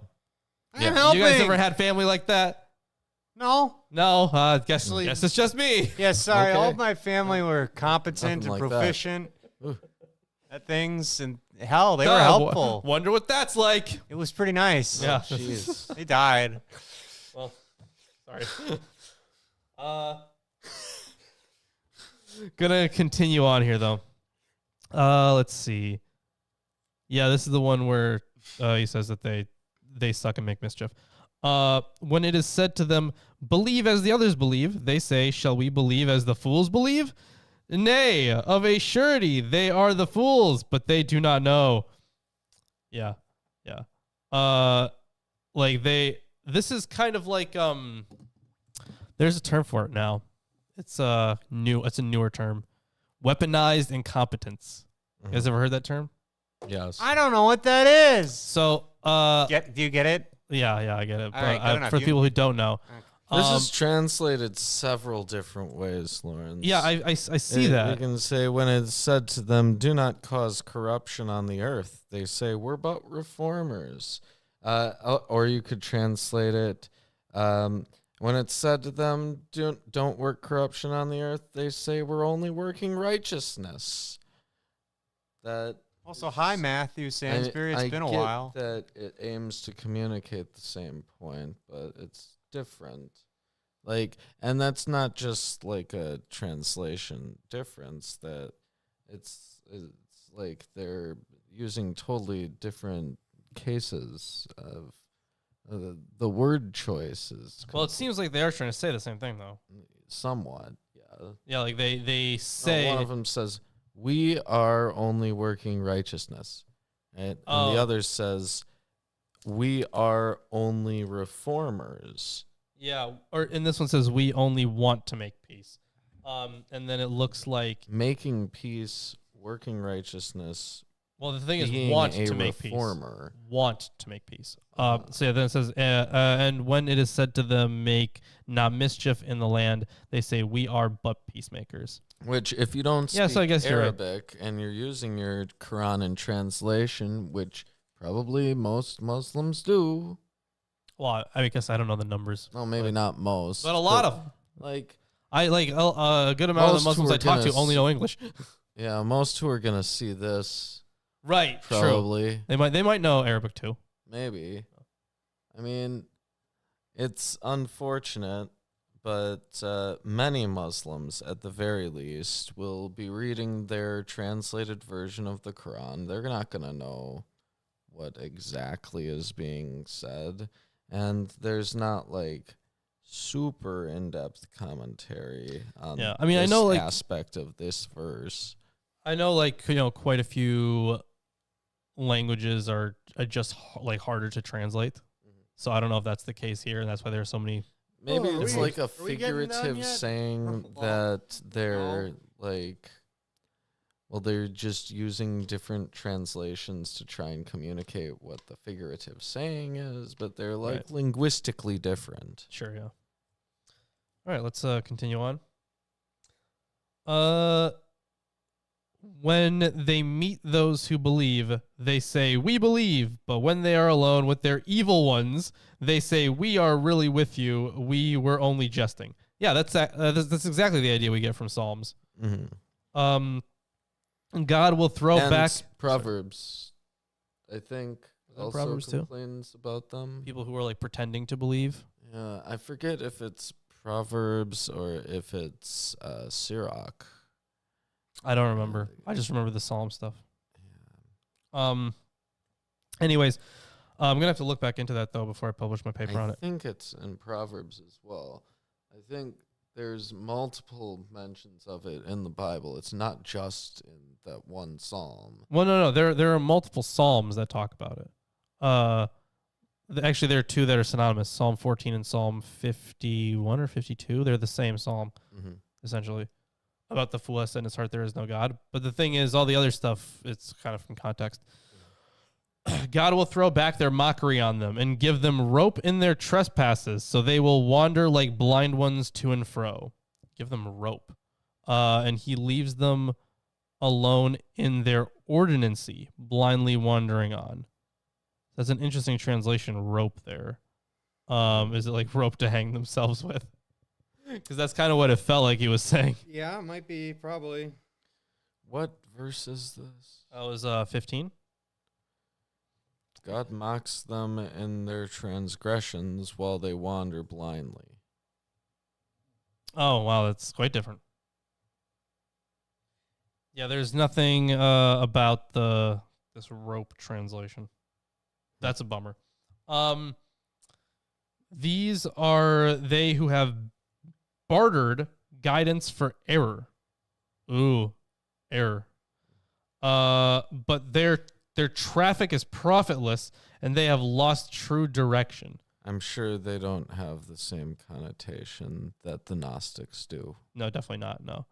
But they buy error for guidance, so their bargain brings no gain, nor are they guided. Yeah, fair enough. Yeah. So they're using that's actually kind of like how they did that poetry there. So because they use the motif of money, right? So they use buying and bargaining, and then error, or they use guidance, and then look, they're actually not guided, and then error bringing no gain. So I do kind of like how they included all those things in the second verse set. Their similitude is that of a man who kindled a fire. When it lighted all around him, God took away their light and left them in utter darkness, so they could not see. Yeah, like the parable of one who kindles a fire, but when it illuminates all around him. Okay, so wait, so hold on. Are they like people who have been screwed over by God? What? Am I misunderstanding that? Yeah, the kindler of fire is the holy prophet who kindled the torch of light. Okay, I see. The opening words of a hadith are, "My example is the example of a man who kindles a fire." Fair enough, yeah. The personal pronouns used lend weight to this interpretation. The kindler of fire and the illuminator is one. You remember the illuminator in the Gnostic text. While those whose light is taken away are many. This interpretation of the parable is moreover in accordance with the next parable, where the rain is unanimously agreed upon as representing the divine revelation. Okay, I see. So this parable is like he's given all this stuff, but then when it says that he took away their light, the light of their eyes. No, they're talking about the light of the fire.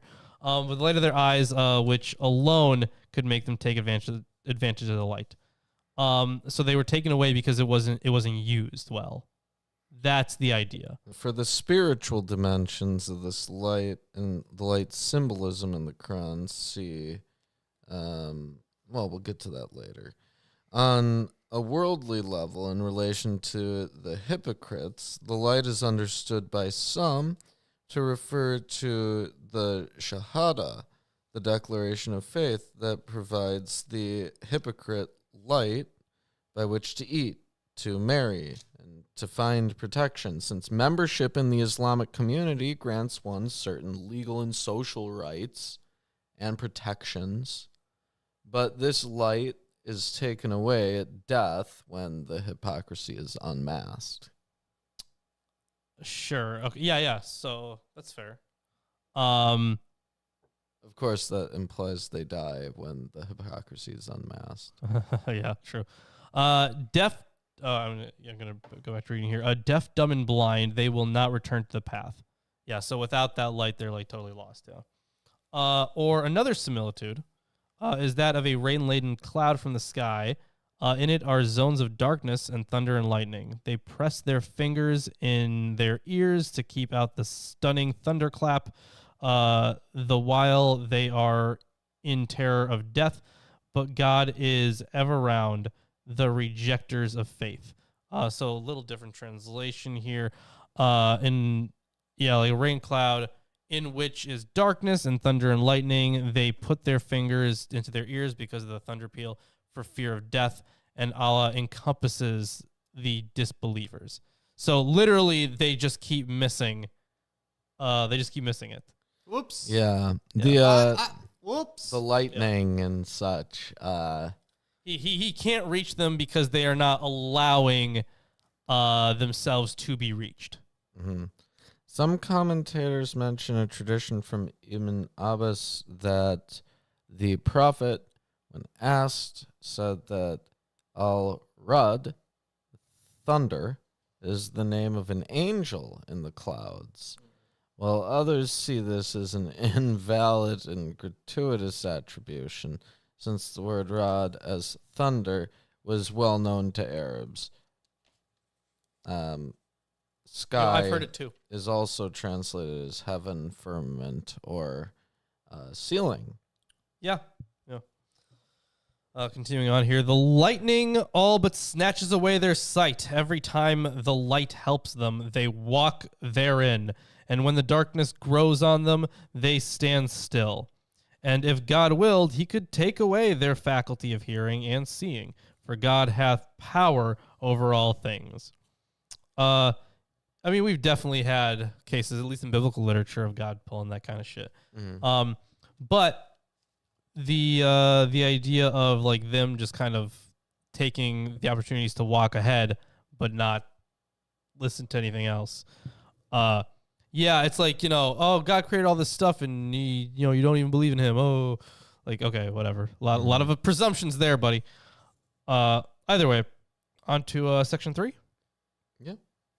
O ye people, adore your guardian Lord who created you and those who came before you, that ye may have the chance to learn righteousness. So that's like the referencing all the not only the revelations from before, but all the prophets from before. Mm-hmm. Who made the earth your couch and the heavens your canopy, and sent down rain from the heavens and brought forth therewith fruits for your sustenance. Then set not up rivals unto God when ye know the truth. Very interesting phrasing there. Let's see how it's translated in by Muhammad Ali. So, I went one page too far. That was in verse 22. Who made the earth a resting place for you and the heavens a structure. I'm guessing that's supposed to, yeah. I'll get to it. And sends down rain from the clouds, then brings forth with it fruits for your sustenance. So do not set up rivals to Allah while you know. Okay, I get what they're saying. Okay, so because he has set up all this stuff for you, don't go against him. That's the whole idea. But the structure thing, the word binah signifies a structure in its widest sense. Any production or piece of work consisting of parts joined together in some definite manner. The heaven here is called a structure in reference to the order which prevails in heavenly bodies. But binah is also used to signify the roof or the ceiling of a house, and as such, it is used figuratively to indicate the vast blue overhead. My guess is that came from something else. The fact guessing. The fact that literally everyone in the ancient world, I don't know when it actually. Well, I know when it stops in some places, right? When we, actually, hold on. I don't know what the view of like the celestial sphere was early on, but I know. Well, no, at least in the 300s or 400s, people thought that it was still solid. They still believe that the sky was solid. So if they're using the word structure here, for it. And they're actually using the same. So yeah, in the heavens, your canopy, and sent down rain. Yeah, in the heavens, your canopy. Made the earth your couch. This is exactly the kind of thing like in Isaiah 40:22. Stretch the what was it? Hold on, let me find it. All these prophets are like, it. I never remember what order they were in, right? So it's always hard to find. But this is one of the verses that I'm going to be discussing in the biblical cosmology video. And actually, this idea in general, like the idea of the heavens being solid, and it's all kind of in here as well. I think it's Isaiah 40:22. Yeah, it is he who sits above the circle of the earth. He stretches out the heavens like a curtain and spreads them out like a tent to dwell in. Mm-hmm. So it contains like the same type of imagery, but the words used for it are all indicative of a solid sky, which is what he's saying is used here. Okay. Now he's also saying that it's used figuratively, but is it though? Maybe in this time, I don't know. Right? That's why I have to learn more about like the actual area at the time. Mm-hmm. Either way, let's continue on. Do so. And if ye are in doubt as to what we have revealed from time to time to our servant, then produce a surah like thereunto, and call your witnesses or helpers, if there are any, besides God, if your doubts are true. But if ye cannot, and of a surety ye cannot, then fear the fire, whose fuel is men and stones, which is prepared for those who reject faith. So, at this point in time, the stones are usually taken to be sulfur or idols worshipped by the polytheists. See, structures show the structure. If you do not and you will not shows the conditional. If is not an expression of uncertainty in the case of God. Yeah, by stones are here generally understood the idols which the Arabs worshipped, even unhewn stones being sometimes the objects of worship among them. Because the thing is, the way that this actually sounds is very, fire and brimstone kind of thing. Mm-hmm. Because when it says here, then be on your guard against the fire whose fuel is men and stones. So is that where that verse ends for you?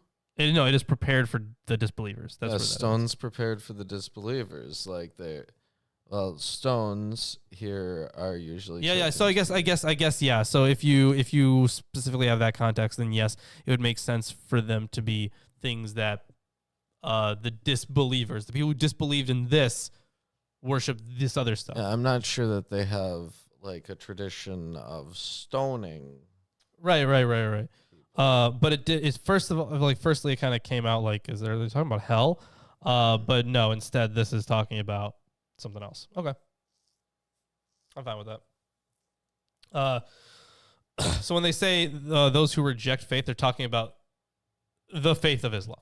They're talking about this initial pure faith. Well, it's the only real faith. Right. In their worldview. Anyways, but give glad tidings to those who believe and work righteousness, that their portion is gardens, beneath which rivers flow. Every time they are fed with fruits therefrom, they say, why, this is what we were fed with before. For they are given things in similitude, and they have therein companions pure and holy, and they abide therein forever. So is this referencing like stuff that they ate in the garden? Pure and holy, purified spouses here. I'm just looking. Therein they shall abide. The spouses made pure mentioned here are said to be free from injury, as well as from menstruation, etc., and bodily functions considered distasteful and unpleasant. And though reproductive functions are mentioned in the commentaries, sexual purity or virginity is not associated with this verse by the major commentators. See, my guess is that they're talking about stuff that they would have eaten like in the garden, honestly, because the stuff that's coming up after this is going to be, Adam stuff. So like I feel like saying that, oh, we're gonna eat what we ate before. No, it's saying they will have their impurified spouses, and they will be able to abide therein eternally. Right? That's not talking about food. Right, yeah. I guess. They talk about the food prior to that. Yeah, true, okay. Continuing on. And if ye are in doubt as to... Oh, wait, hold on. I already read that. Yeah, God disdains not to use the similitudes of things, lowest as well as highest. Those who believe know that it is truth from their Lord. But those who reject faith say, what means God by this similitude? By it he causes many to stray, and many he leads into the right path. But But he causes not to stray, except for those who forsake the path. So this is kind of like if you're already going off the path, then you would have a improper interpretation of this. This is what was it? Oh, hold on. I think there was a biblical story about this, or kind of like this, where no, it wasn't. It was a Greek story. Yes, it was a Greek story. They misinterpreted actually maybe it was also in the Bible. I actually forgot. Where a story is misinterpreted, or a prophecy is misinterpreted, and they think they should do something. So they do that thing, and then, shocker, at the end of the story, the twist is that you shouldn't do that thing. So it kind of seems like if you give them a similitude, in this case, or a parable, if they understand it, then they're going to be led back on the path. If they don't, then they're already off of it. They're too far gone. So that's what I'm getting from it. Yes. I'm going to continue on here then. Those who break God's covenant after it is ratified, and who sunder what God has ordered to be joined, and do mischief on earth, these cause loss only to themselves. Pretty self-explanatory. How can ye reject the faith in God, seeing that ye were without life, and he gave you life? Then he will cause you to die, and will again bring you to life, and again to him will ye return. Well, that just presupposes that you're correct. It does. But then when it says coming back to life, so I'm wondering if this is for the judgment. Well, maybe it doesn't mean like disbelieve in God as in like, how can you ontologically disbelieve in God, but like how could you? Right, yeah, that's also a possibility. So what was that? That was verse 28. So how can you deny Allah how can you deny Allah and you were without life and he gave you life? Again, he will cause you to die and again bring you to life. Then you shall be brought back to him. The first part of the verse contains an argument for the existence of God. It's not an argument for the existence of God, who gave life to man. And the second states that death on this earth is not the end of life, but the beginning of another, an eternal and far higher life. So not like exactly reincarnation, but I see this is kind of like Jewish, like the Jewish Day of Judgment, but not quite, because the thing is, if you're like, it says that you will be brought back to him. That sounds like it could be a judgment scene, but then it goes on in Jewish text to be like, well, those, like, if you're good, you're going to be with God, but if you're not, you just kind of in Judaism, they don't have any real concept of an afterlife. They have a resurrection. Exactly. That's what I'm talking about. A resurrection isn't like a spiritual afterlife. Right, but it's, they believe your body, like, gets up out of the ground. Right, yeah. But then it becomes like this, it changes. It has to change. Like, if you're going to stay in that form forever, it's going to have to change, right? Hopefully. Yeah. Otherwise, you're just like, I've been dead you for... You ever see a zombie movie? That's like what Jewish... Right, yeah, true. Is. Unless your body changes a little bit. Which a lot of those zombies, they need to be like absolute skeletons. Like it just does not fit. No. Gonna continue on here though. It is he who hath created for you all things that are on earth. Moreover, his design comprehended the heavens, for he gave order and perfection to the 7 firmaments. And of all things, he hath perfect knowledge. 7 firmaments. 7 firmaments. Let's see, verse 29 here. And he the 7 heavens. 7 he made them complete 7 heavens. And he is the knower of knowledge. So it says here, he says specifically it's impossible to deal with the subject of Quranic cosmology or cosmogony within the limits of a footnote.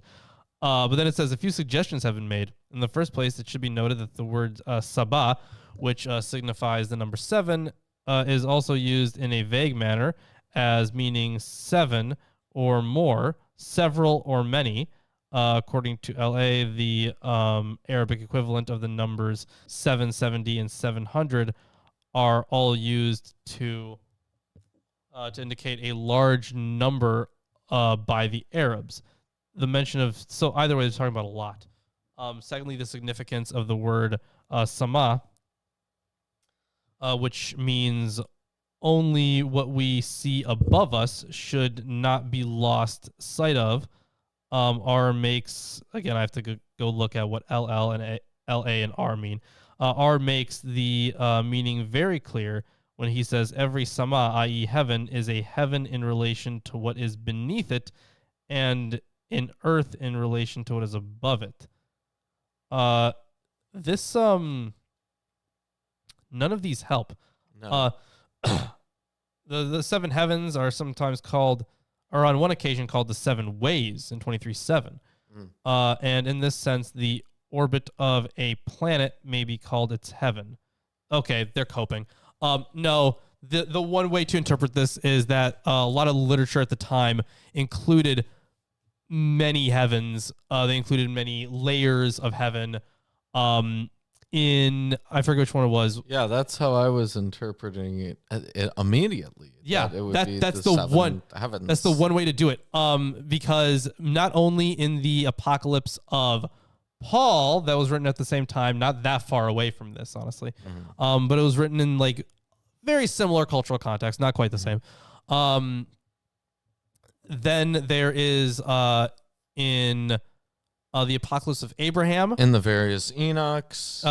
But sometimes they go up to like 10, for example, right? Yeah. So this is a tradition that kept 7. That this should be clear. This should not be controversial. This has an obvious meaning to it if you are familiar with biblical cosmology at all. Yeah, I think this really is obvious. Yeah. But I cannot see how it can be interpreted any other way. No. Like they're coping hard.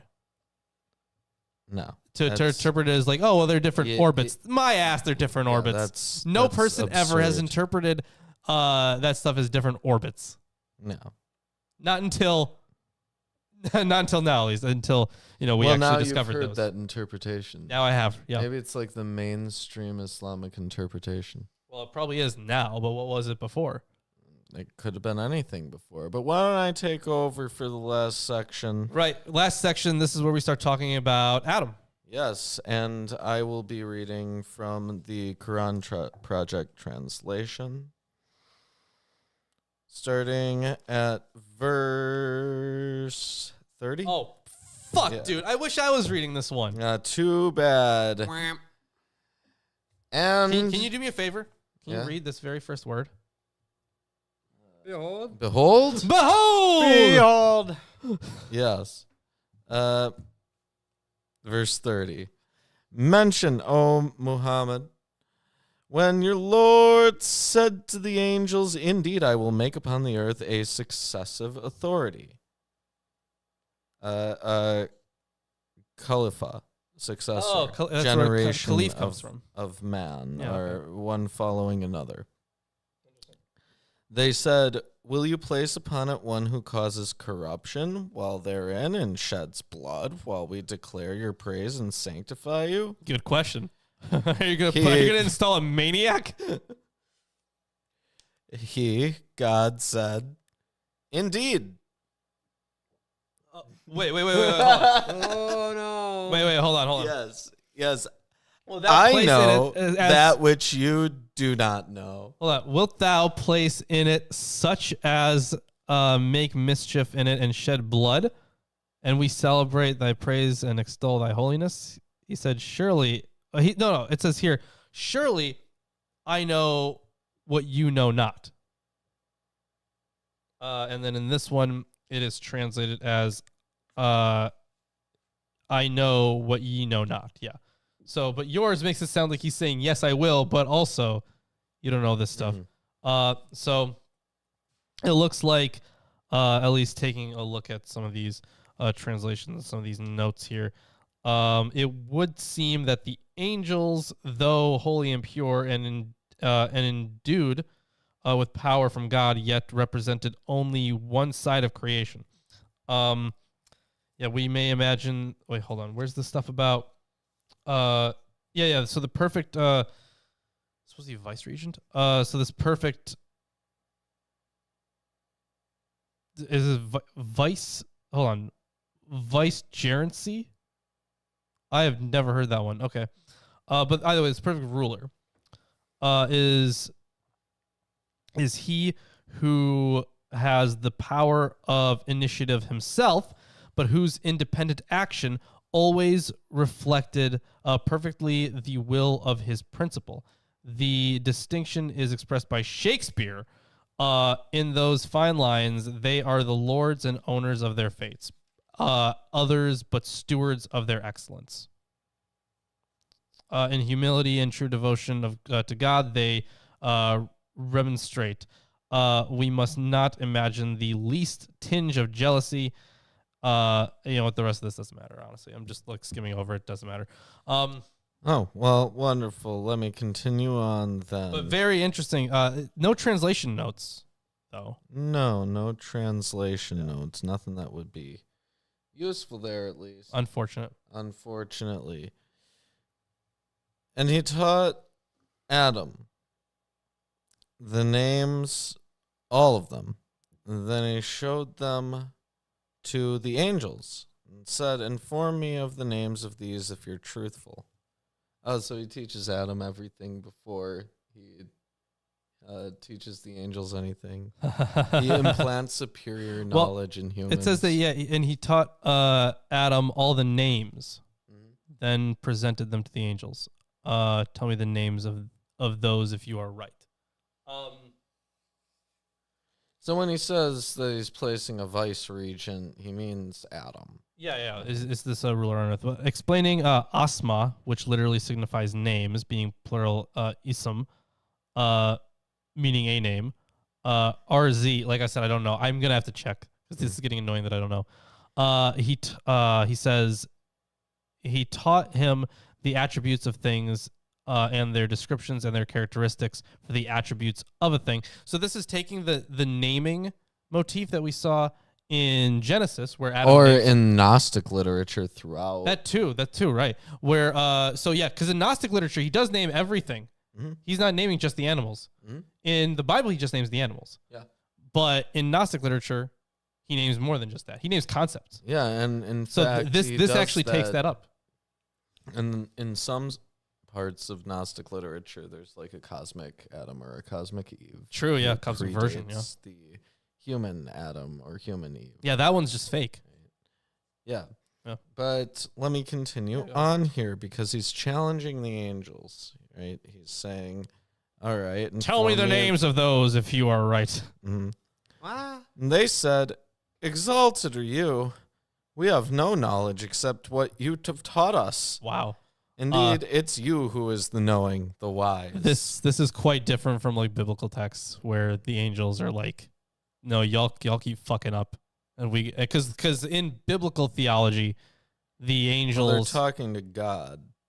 Oh, I thought they were talking to man. No, they're talking to God, right?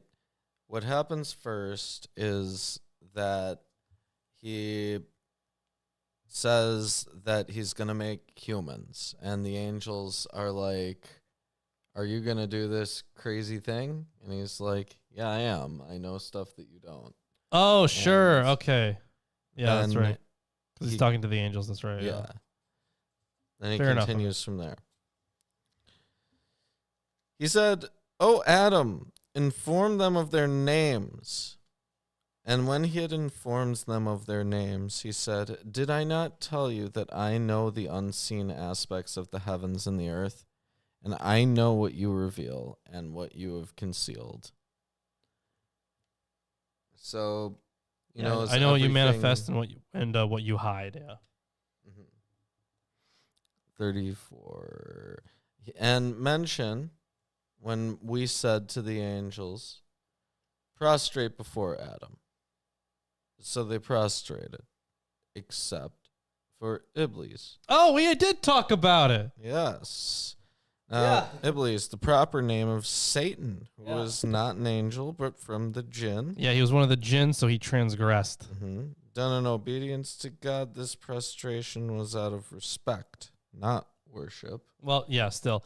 Yeah, that's taken from the life of Adam and Eve.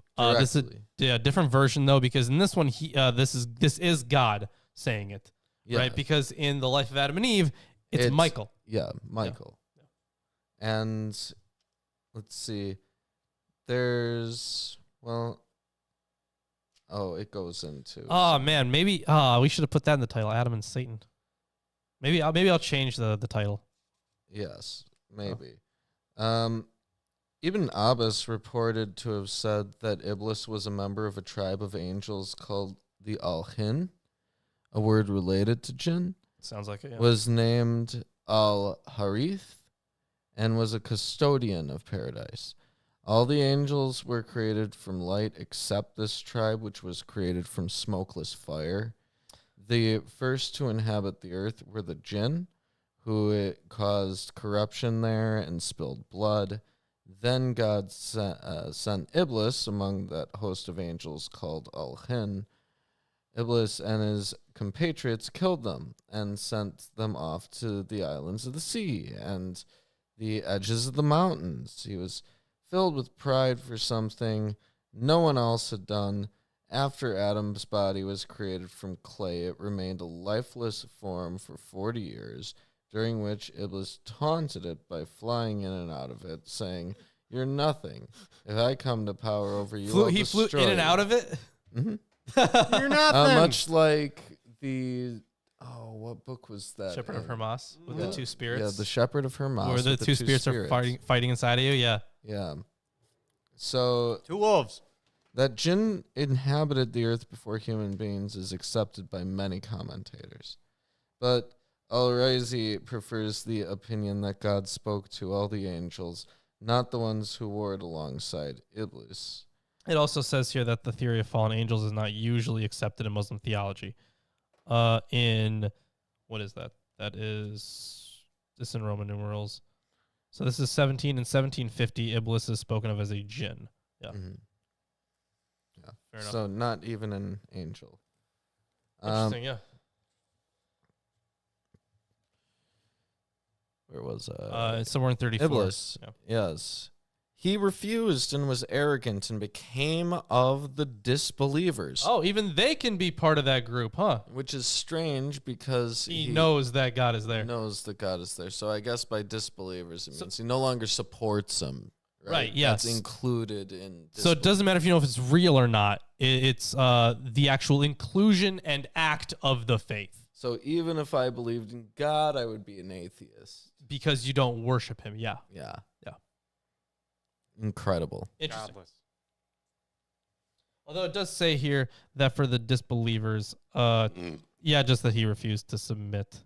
Note that he refused to submit because he was a disbeliever, which further corroborates the statement that he was not one of the angels. Well, I mean, okay, never mind. I'm not, okay. Everyone listening knows what's wrong with that. And we said, O Adam, dwell, you and your wife, in paradise, and eat therefrom in ease and abundance from wherever you will. But do not approach this tree, lest you be among the wrongdoers. So you would get cast out like with Iblis and Right, yeah. those like him. Well, let's see. It looks like, yeah, lest you be of the unjust, yeah. So here's the tree, right? Yep. Which is going to be different here. But Satan, it no longer uses Iblis unless it does. Unless it's talking about a different person in general. Because it does say, but the devil is how it's translated there. So this is in the verse 36, right? Verse 36. It does say Satan or the devil. Oh, interesting. It says Azalah, right? Sorry, that's made them slip. Where the hell is... Yeah, no.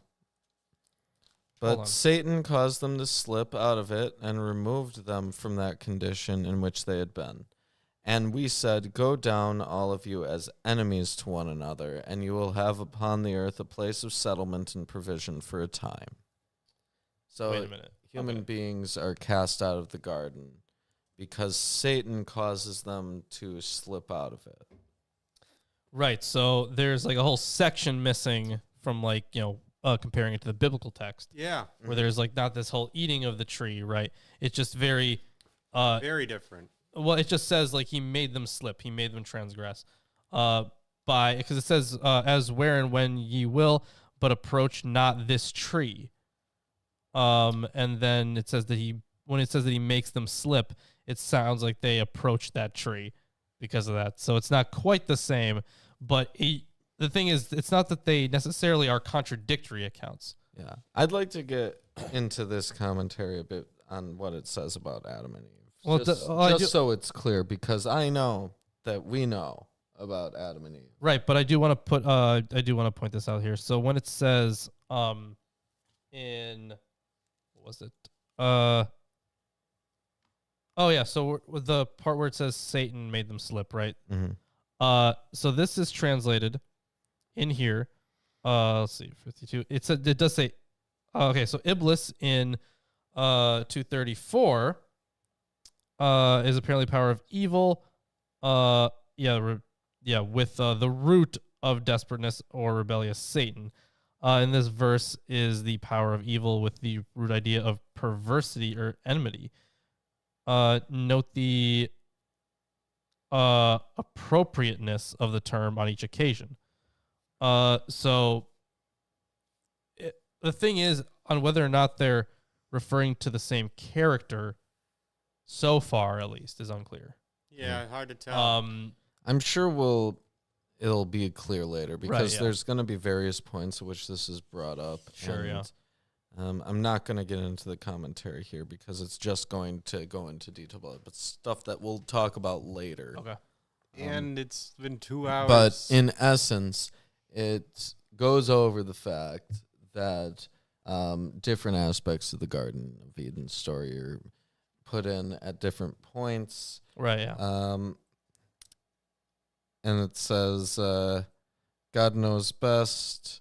On Eve's creation, an entry in the garden takes a similar attitude that one cannot know for sure and one does not need to know, as this is not central to the Quranic telling of the account. Sure, but... Yep.